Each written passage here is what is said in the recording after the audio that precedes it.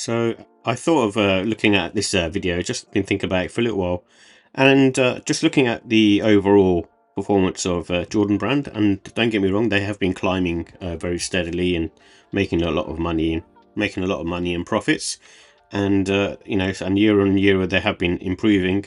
But I think it's come to a point where they probably can't rely on the past too much, such as things like the Jordan 3 Black Cement. I love these sneakers, don't get me wrong, and I love all of the retro sneakers that I have. But I think after a period of time, it's pretty coming up to like 40 years now, and Jordan Brand will be celebrating that in 2025.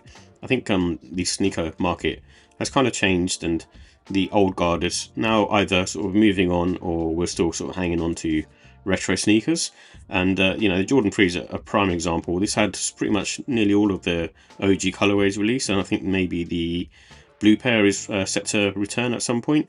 And I think once those come out, then that kind of completes the 4-pack of the original OG pairs. But these are classic sneakers, and they're not obviously going anywhere. People still buying them, and even sort of newer kids on the market still looking at Jordans and still buying Jordans.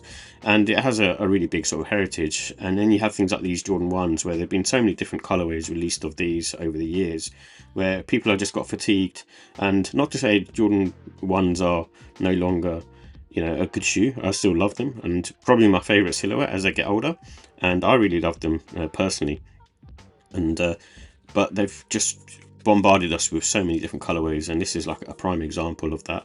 It's a nice shoe, it's a really, really nice shoe, but it just have so many other colorways that have been released over the years that it's kind of sort of makes it sort of a bit sort of watered down.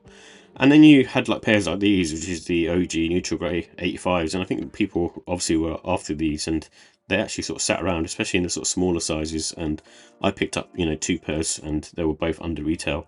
And so when you kind of look at these kind of trainers, I don't think they're talking to us people. I know Jordans aren't as popular as say a couple of years back, but I think over time you'll see probably less and less reliance on the retro brand and retro sneakers.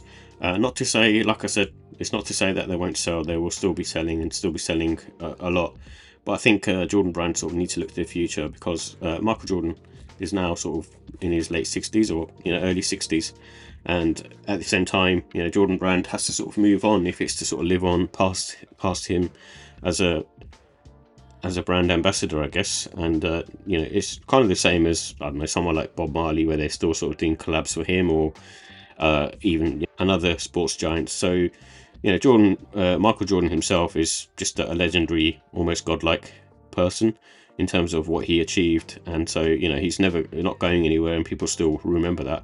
But I think over the next sort of few years, especially with the sort of newer generations, they're not going to be looking at Jordans as fondly. So that then sort of makes me sort of move over to things of their sort of strategy sort of moving forward. And I think they have tried in the past to release different models of Jordans and try to make them appeal to a younger audience, but I don't think it quite sort of sat. And I think what they're doing at the moment is interesting, because you have things like the Jordan 4 RM, and then also the Flight Court, which normally wouldn't be on people's radars, but I think they're gaining pretty much a good traction. I wouldn't say it's very, very popular. Like the GR versions of these Jordan 4 RMs are sitting, if not going on sale, but it still means like even this sort of high collab version still gained a lot of notoriety among the sneakerheads, but also among the younger audience who don't want like a bulky sneaker, want something more sort of everyday lifestyle wear, and something that's more like I suppose in terms of what they're sort of relatable to, so things like skating or like BMXing, biking, that kind of stuff.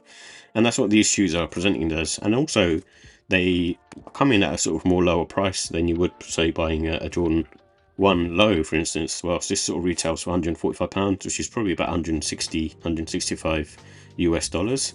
And then you have things like this, which is the same price range, and then this is even lower, for example, and the GR version should be around the £100 mark, or $110. So they're coming at a very low price range, and that's to appeal to a younger audience. And I think over time you'll see like the retros taking the back seat, and more sneakers of this variety, where they're kind of taking influence from other people and professionals in the sort of sports world. So obviously Nigel Sylvester being one. This is obviously a Who Decides War collab. But I imagine in the future they will have other brand ambassadors instead of promoting from Michael Jordan. So whether it's in the racing motorsport area or more sort of basketball brand ambassadors. But I think Jordan Brand are kind of moving more towards that direction, which I think is really positive. And I kind of like their brand overall and the way they sort of present themselves. And like I said, when I was younger, that's what I sort of grew up with. And I'm a kid in the UK, but I first heard of Michael Jordan sort of late 80s, and from then on, I ended up buying some of the clothes and the trainers that I could afford at the time, because I just really liked him as a player. But also, it's the trainers themselves were just another sort of language really, and and that's sort of thanks to Tinker Hatfield as well. So for me, it's like I'm kind of glad they're sort of moving on from retro, because they need to look, have one eye forward, but also, having, a good nod to the heritage products that they have and doing them justice, such as the, Jordan 1s and also the Jordan 3s or the Jordan 4s or the Jordan 7s.